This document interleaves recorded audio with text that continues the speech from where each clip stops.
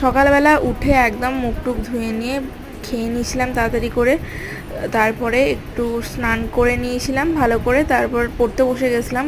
পড়া থেকে উঠে আমি লাঞ্চ টাঞ্চ কমপ্লিট করে একটু রেস্ট নিয়ে একদম রেডি হয়ে যাই। আর আজকে আমি কুর্তি পরেছি, সবাই আমাকে কমেন্টে জানিও কেমন আমাকে লাগছে। যাই হোক, তারপর একটু আমি হাঁটতেই গেছিলাম। তো আমি একটু আজকে একাই বেরিয়েছিলাম, আসার সময় একটা চকোবার আইসক্রিম নিয়ে এলাম, যেটার জন্য আমার ওয়েট লস হচ্ছে না ঠিক প্রপারলি। আইসক্রিমটা আমি ছাড়তে পারবো না বস। যাই হোক, বাড়িতে এসে আমি আবার রুটি করতে লাগলাম। তারপরে যা যা আর কি কাজ আছে, জল ভরা, সন্ধ্যে দেওয়া, সব কিছু কমপ্লিট করে একটু রেস্ট নিয়ে নিলাম। তারপরে একটুখানি মুডটা ফ্রেশ যাতে হয় তাহলে একটু বেরোলাম।